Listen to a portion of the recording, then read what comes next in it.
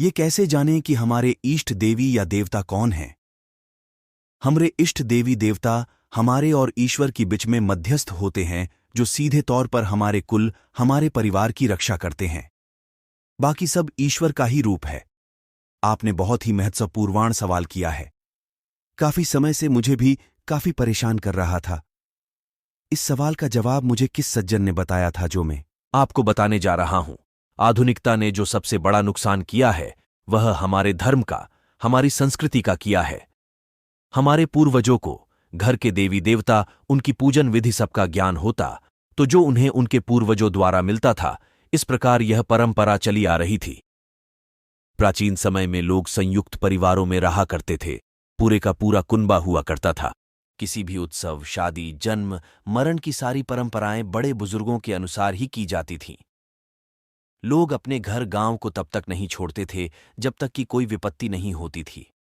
लेकिन आधुनिक युग में लोग अपने गांव और पुराने मकानों को छोड़कर अलग अलग जगह जा बसे हैं, कमाने के लिए या किसी भी कारण से। अब चूंकि इष्ट देवी या देवता, या यूं कह ले कुल देवी देवता का स्थान या मंदिर वहीं किसी गांव में ही है। अब कुल चलते हैं गोत्र से, तो गोत्र भी किसी विशिष्ट स्थान या विशिष्ट व्यक्ति ही प्रतिनिधित्व करते हैं। गोत्र किसी स्थान या हमारे किसी पूर्वज के नाम से चलते हैं। नमस्कार दोस्तों, एक बार फिर स्वागत है बाबा देवघरिया चैनल। मैं तो वीडियो में आगे बढ़ने से पहले अब से अनुरोध है कि वीडियो लाइक को सब्सक्राइब कर ले, ताकि हमारी आने वाली हर एक वीडियो सबसे पहले आपको मिले। तो चलिए वीडियो शुरू करते हैं। अब करना यह है कि सबसे पहले आपको यह जानना होगा कि आपका गोत्र क्या है, जो संभवतः सबको पता होता है। नहीं पता तो हम हमारे बुजुर्गों या समाज के किसी विशिष्ट व्यक्ति द्वारा पता लगा सकते हैं। गोत्र के बाद पता करना होगा कि हमारे गोत्र की उत्पत्ति किस गांव, शहर या किस पूर्वज से हुई है। इसके लिए भी हमें हमारे बुजुर्गों की ही सहायता लेनी होगी। ये सब पता करने के पश्चात हमें इतना पता लग ही जाएगा कि हमारे गोत्र के जो इष्ट देवी या देवता है, वह कौन है, उनका मंदिर कहाँ है। इस प्रकार हम कुलदेवी या देवता के साथ उनके मूल देवी या देवता का भी पूजन कर सकते हैं। अगर आपको कुछ भी पता नहीं लग पाता, तो आप किसी ज्योतिष या ज्ञानी पंडित की भी मदद ले सकते हैं, जो आपकी कुंडली देखकर पता लगा सकते हैं कि आपको किनकी आराधना करनी चाहिए। और फिर ईश्वर तो सर्वव्याप्त है, जिसे मन करे उन देवी या देवता को अपना इष्ट देवी या देवता मानकर विधिवत पूजन करे और सच्चे मन से साधना करे।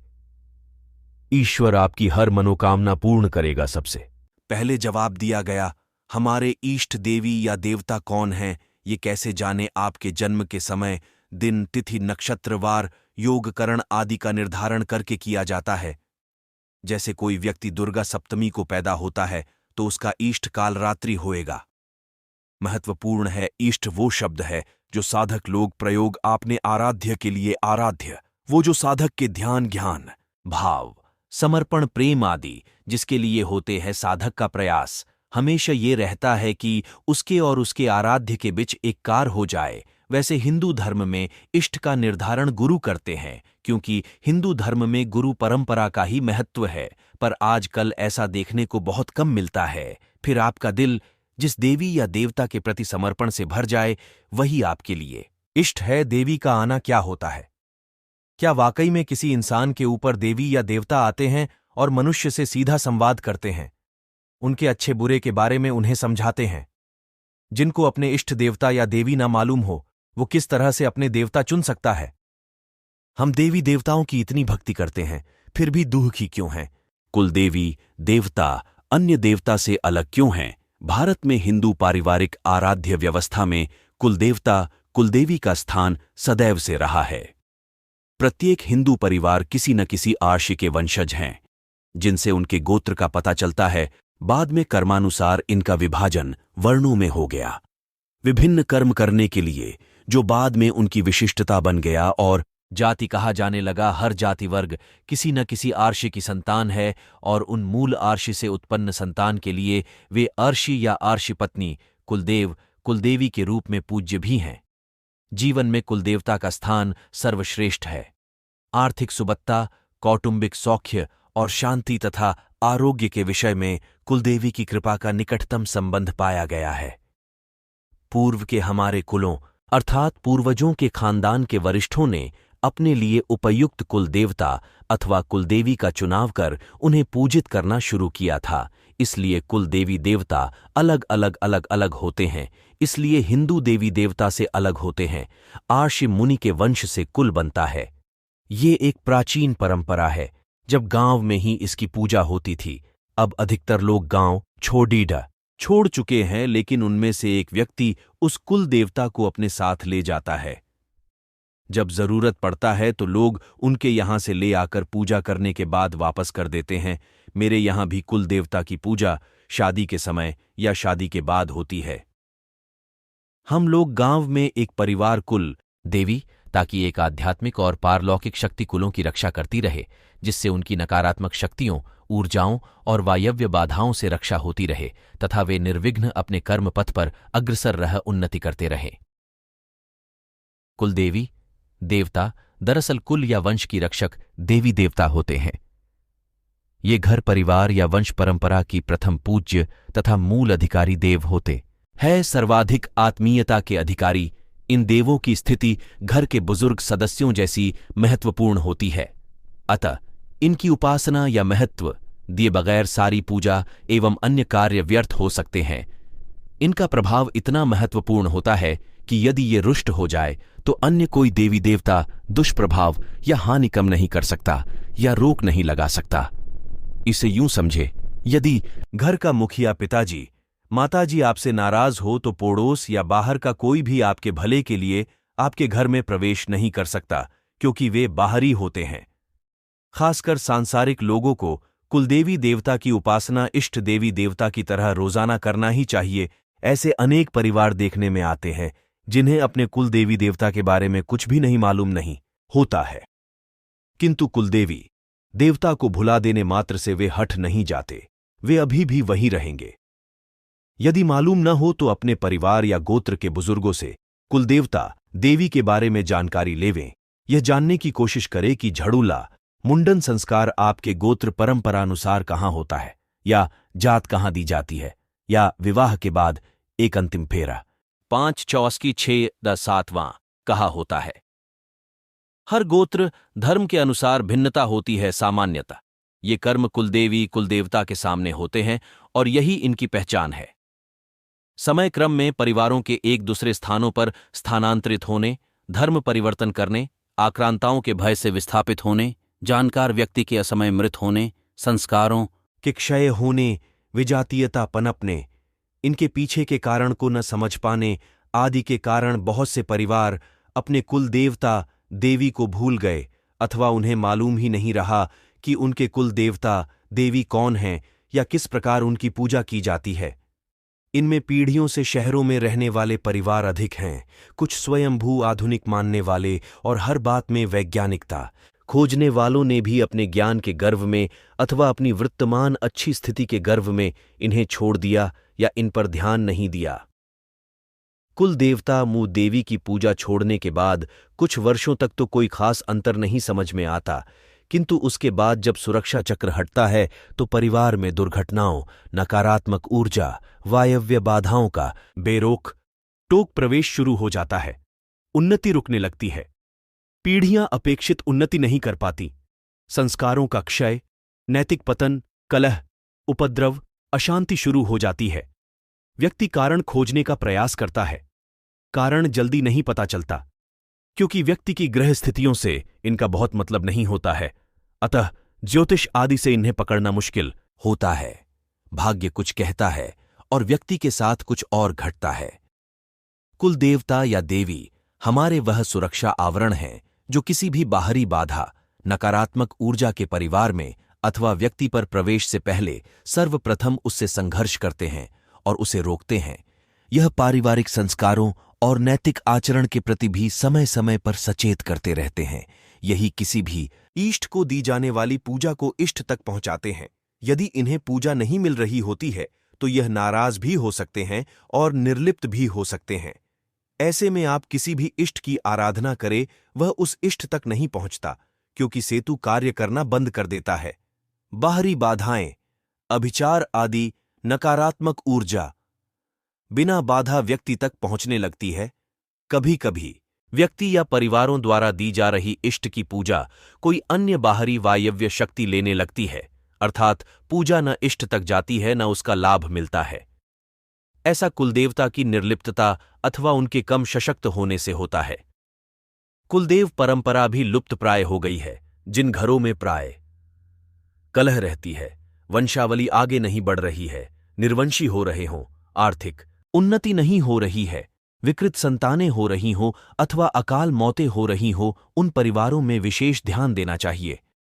कुलदेवता या देवी संबंधित व्यक्ति के पारिवारिक संस्कारों के प्रति संवेदनशील होते हैं और पूजा पद्धति उलटफेर, विधर्मीय क्रियाओं अथवा पूजाओं से रुष्ट हो सकते हैं। सामान्यतया इनकी पूजा वर्ष में 1 बार अथवा 2 बार निश्चित समय पर होती है। यह परिवार के अनुसार भिन्न समय होता है और भिन्न विशिष्ट पद्धति होती है। शादी, विवाह, संतानोत्पत्ति आदि होने पर इन्हें विशिष्ट पूजाएं भी दी जाती हैं। यदि यह सब बंद हो जाए तो या तो यह नाराज होते हैं या कोई मतलब न रख मूक दर्शक हो जाते हैं और परिवार बिना किसी सुरक्षा आवरण के पारलौकिक शक्तियों के लिए खुल जाता है। परिवार में विभिन्न तरह की परेशानियां शुरू हो जाती हैं। अतः प्रत्येक व्यक्ति और परिवार को अपने कुल देवता या देवी को जानना चाहिए तथा यथा योग्य उन्हें पूजा प्रदान करनी चाहिए, जिससे परिवार की सुरक्षा, उन्नति होती रहे। अक्सर कुलदेवी देवता और इष्ट देवी देवता एक ही हो सकते हैं। इनकी उपासना भी सहज और तामझाम से परे होती है, जैसे नियमित दीप व अगरबत्ती जलाकर देवों का नाम पुकारना या याद करना, विशिष्ट दिनों में विशेष पूजा करना, घर में कोई पकवान आदि बनाए तो पहले उन्हें अर्पित करना, फिर घर के लोग खाए, हर मांगलिक कार्य या शुभ कार्य में उन्हें निमंत्रण देना या आज्ञा मांगकर कार्य करना आदि। इस कुल परंपरा की सबसे महत्वपूर्ण बात यह है कि यदि आपने अपना धर्म बदल लिया हो या इष्ट बदल लिया हो, तब भी कुलदेवी देवता नहीं बदलेंगे, क्योंकि इनका संबंध आपके वंश परिवार से है। किंतु धर्म या पंथ बदलने सके साथ साथ यदि कुलदेवी देवता का भी त्याग कर दिया तो जीवन में अनेक कष्टों का सामना करना पड़ सकता है, जैसे धन नाश, दरिद्रता, बीमारियां, दुर्घटना, गृह कलह, अकाल मौतें आदि। वही इन उपास्य देवों की वजह से दुर्घटना, बीमारी आदि से सुरक्षा होते हुए भी देखा गया है। ऐसे अनेक परिवार भी मैंने देखा है जिन्हें अपने कुल देवी देवता के बारे में कुछ भी नहीं मालूम। एक और बात ध्यान देने योग्य है, किसी महिला का विवाह होने के बाद ससुराल की कुलदेवी देवता ही उसके उपास्य हो जाएंगे, न कि मायके के। इसी प्रकार कोई बालक किसी अन्य परिवार में गोद में चला जाए तो गोद गए परिवार के कुल देव उपास्य होंगे। कुलदेवी कुलदेवता के पूजन की सरल विधि 1। जब भी आप घर में कुलदेवी की पूजा करें तो सबसे जरूरी चीज होती है पूजा की सामग्री।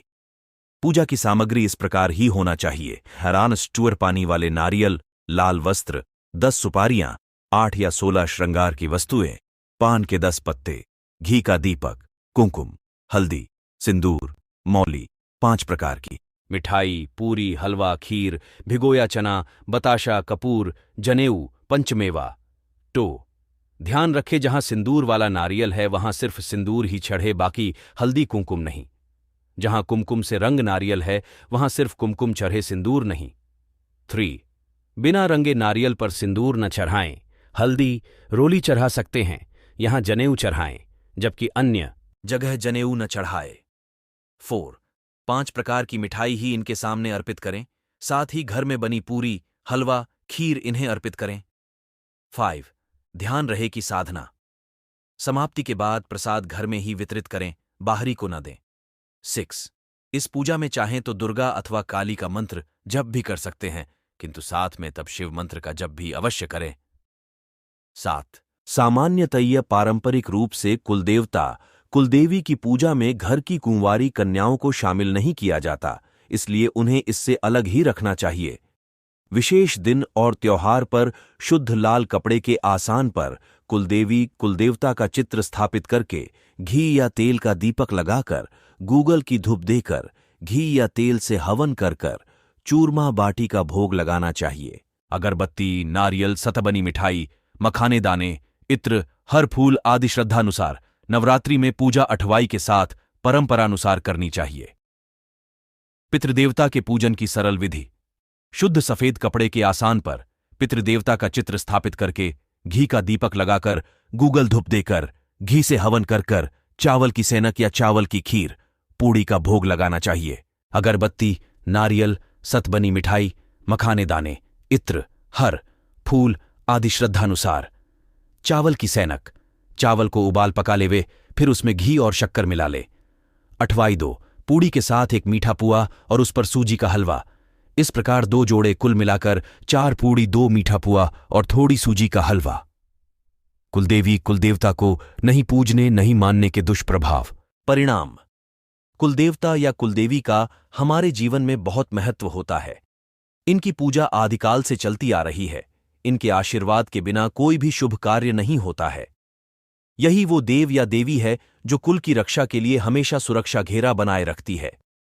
आपकी पूजा पाठ, व्रत कथा, जो भी आप धार्मिक कार्य करते हैं उनको वो आपके इष्ट तक पहुंचाते हैं। इनकी कृपा से ही कुल वंश की प्रगति होती है। लेकिन आज के आधुनिक युग में लोगों को यही नहीं पता कि हमारे कुलदेव या देवी कौन है, जिसका परिणाम हम आज भुगत रहे हैं। आज हमें यह पता ही नहीं चल रहा कि हम सब पर इतनी मुसीबतें आ क्यों रहे हैं। बहुत से ऐसे लोग भी हैं जो बहुत पूजा पाठ करते हैं, बहुत धार्मिक है, फिर भी उसके परिवार में सुख शांति नहीं है। बेटा बेरोजगार होता है, बहुत पढ़ने लिखने के बाद भी पिता पुत्र में लड़ाई होती रहती है। जो धन आता है घर में पता ही नहीं चलता कौन से रास्ते निकल जाता है। पहले बेटे बेटी की शादी नहीं होती, शादी किसी तरह हो भी गई तो संतान नहीं होती। ये संकेत है कि आपके कुलदेव या देवी आपसे रुष्ट है। आपके ऊपर से सुरक्षा चक्र हट चुका है, जिसके कारण नकारात्मक शक्तियां आप पर हावी हो जाती हैं। फिर चाहे आप कितना पूजा पाठ करवा लो, कोई लाभ नहीं होगा। लेकिन आधुनिक लोग इन बातों को नहीं मानते। आंखें बंद कर लेने से रात नहीं हो जाती। सत्य तो सत्य ही रहेगा। जो हमारे बुजुर्ग लोग कह गए वो सत्य है। भले ही वो आप सबकी तरह अंग्रेजी स्कूल में न पढ़े हो, लेकिन समझ उनमें आपसे ज्यादा थी। उनके जैसे संस्कार आज के बच्चों में नहीं मिलेंगे। आपसे निवेदन है कि अपने कुलदेव या कुलदेवी का पता लगाए और उनकी शरण में जाए। अपनी भूल की क्षमा मांगे और नित्य कुलदेवता कुलदेवी की भी पूजा किया जाता है। हम उम्मीद करते हैं कि आपको सब कुछ समझ आ गया हो। तो दोस्तों, वीडियो अच्छा लगा हो तो वीडियो को लाइक कर चैनल को सब्सक्राइब कर ले और एक कमेंट जरूर करे। तो फिर मिलते हैं कोई अच्छी महत्वपूर्ण जानकारी लेके। जय हिंद, जय भारत।